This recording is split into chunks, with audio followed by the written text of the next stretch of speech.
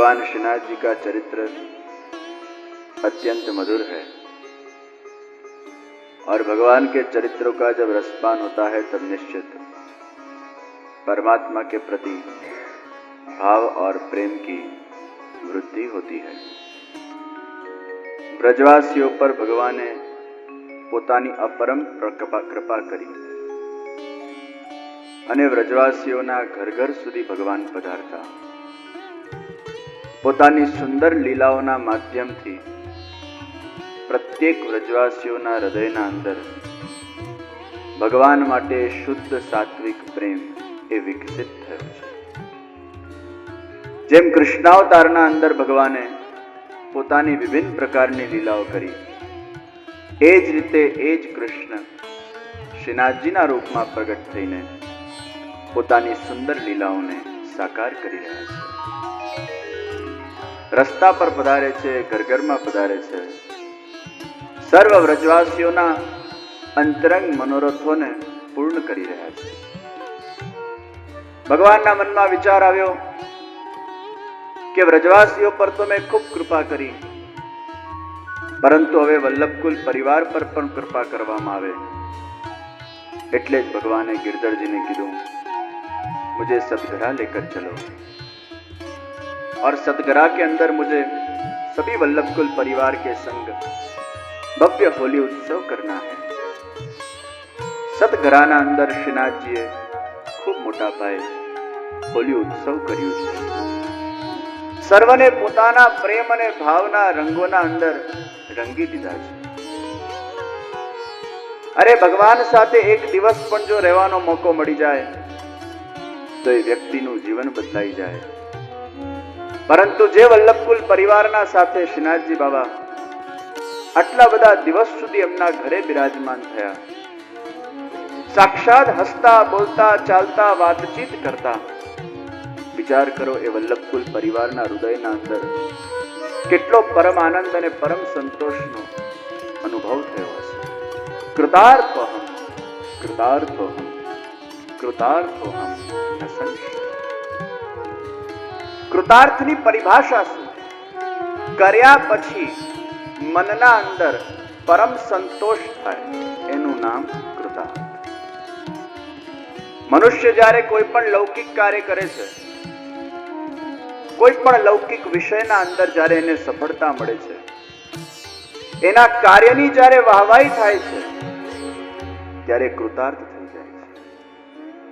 કરેલાનું એને કંઈક અર્થ મળે છે, કંઈક પ્રાપ્તિ થાય છે, કંઈક એનું સ્વાર્થ સિદ્ધ થાય છે, કંઈક એની સકામ ભાવના પરિપૂર્ણ થાય છે, એને પરમ સંતોષ થાય છે।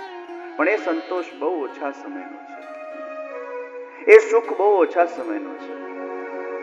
એક દિવસ આપણને પરમ સંતોષ મળે છે અને બીજા દિવસે પાછા આપણે અધૂરા બની જઈએ છીએ। જેમ ભોજન થોડાક સમય માટેની તૃપ્તિ આપે અને પછી પાછા ભૂખ્યા ડાસ થઈ જઈએ છીએ, જલ થોડાક સમય માટેની તૃપ્તિ આપે પછી પાછા તરસ્યા થઈ જઈએ છીએ, એમ લૌકિક સુખ પણ થોડાક સમય માટે સુખ આપે પછી પાછા એવા ને એવા આપણે એના માટે ભૂખ્યા થઈ જઈએ। કૂતરો જેમ હાડકાને ચાવ્યા કરે એમ આપણે પણ આ લૌકિકને ચાવ્યા કરીએ છીએ। કૂતરો જેમ હાડકાને ચાવતો હોય ત્યારે એના પોતાના અંદર જ ઘસારો થાય, પોતાનું જ લોહી નીકળે, પોતે ખાય અને કે છે હાડકામાં બહુ જ મજા છે। કૂતરાની મેન્ટાલિટી એવી છે કે હાડકામાંથી મને લોહી મળે છે, પણ સમય જતા એને ખબર પડે છે લોહી હાડકામાં નહોતું, એ તારું જ લોહી નીકળ્યું અને તે પોતે એને ખાધું અને નામ એવું દે છે કે હાડકામાં લોહી છે। આ ભૌતિક સુખ પણ એ હાડકા જેવું છે। આપણે એને ચાવ્યા કરીએ, ચાવ્યા કરીએ, ચાવ્યા કરીએ, અંતતો ગત્વા at some stage of your life you will realise કે मैंने पाया तो क्या पाया। છેલ્લા જીવનના સમય સુધી પણ વ્યક્તિને સુખ અને શાંતિ મળી શકતી નથી। લૌકિક વિષય અને ભોગ એ ક્યારે પણ આનંદને પ્રાપ્ત કરાવનારા બનતા નથી, એ સુખ આપે છે અને તરત જ એ જ વસ્તુ દુઃખમાં પરિવર્તિત થઈ જાય છે। ये जगत का सनातन सत्य है कि जिससे आपको सुख मिलता है वही चीज से आपको कुछ समय के बाद दुख मिलता है। જેનો જન્મ આપણને હસાવવાનું છે, એક ને એક દિવસ એનું જ મૃત્યુ આપણને રડાવવાનું છે।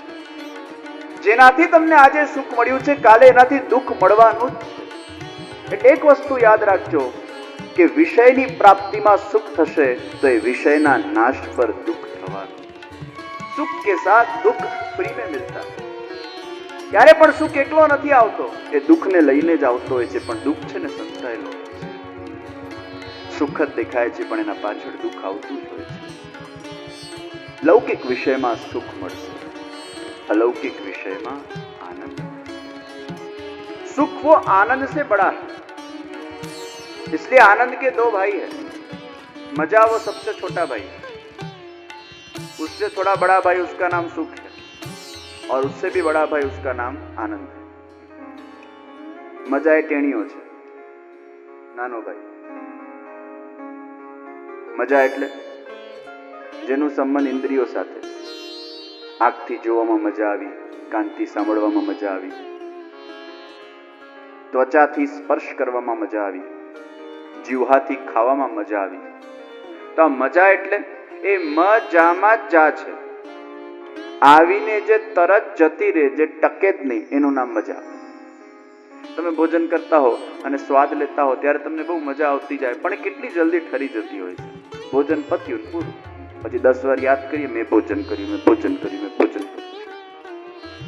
પિક્ચર જોતી વખતે પિક્ચર જોતા હોઈએ ત્યારે મજા આવતી જાય, આવતી જાય, આવતી જાય। સૂર્ય જે મુકતો હોય ત્યારે એ નાનકડો સૂર્ય દેખાય, ધીરે ધીરે ધીરે પ્રકાશમાન થતો જાય, બપોરનો સૂર્ય થાય, એ મજા પોતાના એ ઉત્કૃષ્ટ શિખર પર પહોંચી, ધીરે ધીરે સૂર્ય ઢળતો જાય, રાત્રિ પડી જાય, મજા જતી જાય। જે મળીને તરત જતી રહે એ મજા। એનો મોટો ભાઈ સુખ, એનો સંબંધ મન સાથે। કોઈને એકાદશી કરીને સુખ મળે, કોઈને બારસ કરીને સુખ મળે, કોઈને સિનેમા જોઈને સુખ મળે, કોઈને સત્સંગમાંથી સુખ મળે, કોઈને સિગરેટ પીને સુખ મળે તો કોઈને સિગરેટ છોડીને સુખ મળે। તો એવું નથી કે સુખ એ વિષયમાં છે, વસ્તુમાં છે કે વ્યક્તિમાં છે। સુખ એ વિષય, વસ્તુ કે વ્યક્તિમાં નથી, એ સુખ તમારા મનના અંદર છે। ક્યારે પણ બહારથી સુખ નથી મળતું, મનથી સુખ મળે છે। ઇન્ટરનલી જ્યારે વ્યક્તિની દૃષ્ટિ બદલાય છે જગત માટેની, ત્યારે એને સુખ પ્રદાન થાય છે। વસ્તુથી સુખ નહીં મળે, વિષયથી સુખ નહીં મળે, व्यक्ति सुख नहीं मिले, वो मन का विषय है। पर सुख और दुख और मजा से भी जो पर है वो परमानंद तत्व है, जिसका संबंध हमारे आत्मा के साथ है। मजा का संबंध हमारी इंद्रियों के साथ है, सुख का संबंध हमारे मन के साथ है, शरीर के साथ है, और आनंद का संबंध वो हमारे आत्मा के साथ है। आत्मा थी જ્યારે એ વ્યક્તિ પરમાત્માને માણે છે ત્યારે એને પરમાનંદની પ્રાપ્તિ થાય છે। અને એકવાર પરમાનંદનું ઝરણું એ હૃદયના અંદર વહેતું થઈ જાય પછી એ સુખ દુઃખથી ભર જતું। એટલે તો પરમાનંદની રાત્રિ એ રાસની રાતડી હતી, એ શરદ પૂર્ણિમાની રાતડી હતી। ભગવાનને થયું આ તો પરમાનંદ આપવા હું નીકળ્યો છું, પરમાનંદની એ ડૂબકીઓના અંદર ગોપીઓને ડુબાડવા આવ્યો છું। અને એમાં સવાર પડે ને રાત આવે, સવાર પડે ને રાત આવે, સવાર પડે ને રાત આવે। આ સુખ દુઃખ, સુખ દુઃખ, સુખ દુઃખ, સુખ દુઃખ મારા પરમાનંદમાં હોતું નથી। ભગવાને 6 મહિના સુધી રાતની રાત રાખી છે। ભગવાન કહે છે मेरा परमानंद वो स्थिरता प्रदान करता है, वो सुबह रात सुबह रात सुबह रात सुबह रात के अंदर पेंडुलम की तरह घूमता नहीं है, वो स्थिरता देता है। એટલે ભગવાને 6 મહિના સુધી રાત્રિને સ્થિર રાખી છે। આનંદ वो स्थिरता देता है। એની દૃષ્ટિમાં પ્રેમ રસ આવી જાય છે। મેં પહેલા કે બીજા દિવસની કથામાં કીધેલું કે સૌથી પહેલા વ્યક્તિએ પોતાના ગુણનું દર્શન, પોતાના દોષનું દર્શન કરવું જોઈએ, પછી બીજાના ગુણનું દર્શન કરવું જોઈએ, અને પછી એક એવો સ્ટેજ આવે છે કે તમે ગુણ દોષથી પર જતા રહો છો, તમને બધામાં સારાઈ દેખાય છે, તમે ખરાબીમાં પણ સારાઈ જોજો। परमात्मा का प्रेम जब आपके हृदय के अंदर आविर्भूत होगा तो खराब चीज भी आपको खराब नहीं लगेगी, वो भी आपको अच्छी लगने लगेगी। એમાંય કંઈક સારું જોશો, એમાંય કંઈક સારું શીખશો. તમારું માઇન્ડ એ પ્રિજુડાઇઝ નહીં રહે. પ્રિજુડાઇઝ માઇન્ડ એ બહુ મોટી દિવાલ છે અને જાત જાતની ધારણાની દિવાલ તમે તમારા સામે મૂકી રાખેલી છે. એટલે તમારા આગળ પેલો દિવાલ જ આવે છે, ચશ્મો જ આવે છે, એમાં બધું રંગીન જ દેખાતું હોય છે, પણ એ સ્પષ્ટ આંખે તમે એ વસ્તુને જોઈ શકતા નથી. એક વસ્તુ યાદ રાખજો, આ દુનિયાના અંદર કોઈ પણ માણસ પૂર્ણ ખરાબ નથી અને કોઈ પણ માણસ પૂર્ણ સારો પણ नहीं. ये जगत के अंदर भगवान ने अगर खराबी बनाई है तो उसके अंदर एक अच्छाई रखी हुई है, लेकिन वो अच्छाई की तरफ हमारा ध्यान नहीं जाता. और इस जगत के अंदर अगर भगवान ने अच्छाई बनाई है तो उसके अंदर कुछ खराबी भी रखी हुई है. चंद्रमा में दाग મૂકેલો છે ભગવાન, સારાઈમાં પણ કંઈક ભગવાને દાગ મૂક્યો છે, નજર ન લાગે. પાછો બહુ ગુણવાન બની જાય ને તો બહુ નજર લાગી જાય. પણ એ ગુણવાનની ખરાબી તમને ક્યારે ખબર પડે? જ્યારે તમે એના વધારે નજીક આવો. અતિશય પરિચય અવજ્ઞા ભવતી. શું કે છે ધર્મશાસ્ત્ર? કોઈનું જયારે અતિશય પરિચય થાય ને પછી એની અવજ્ઞા થવા લાગે.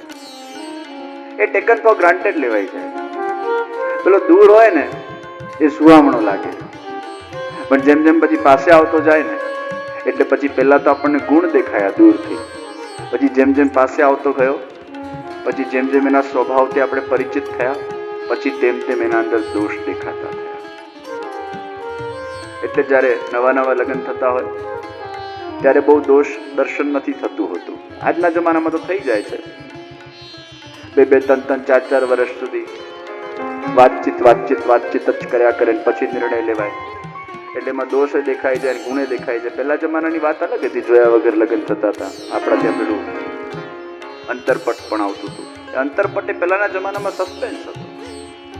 એટલે છોકરી છોકરાને એકબીજાને લગ્ન મંડપમાં જ જુએ એટલે તો સાવધાન કરવામાં આવતું હતું. સાવધાન સાવધાન સાવધાન, સાસુજી સાવધાન, સસરાજી સાવધાન, પત્ની પતિ સાવધાન. પછી ડોલીમાં પેલા આવે,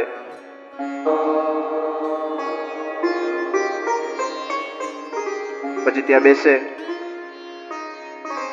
અંતરપટ ખુલે. પહેલી વાર એકબીજાનું મુખડું જોયે છે લગ્ન મંડપમાં અને ત્યારે સસ્પેન્સ ખુલે. કાળો છે, ગોરો છે, લાંબો છે, ટૂંકો છે, જાડો છે, પાતળો છે, રૂપાળો છે, ગુણવાળો છે, દોષવાળો છે, જેવો છે તેવો છે, આજ છે.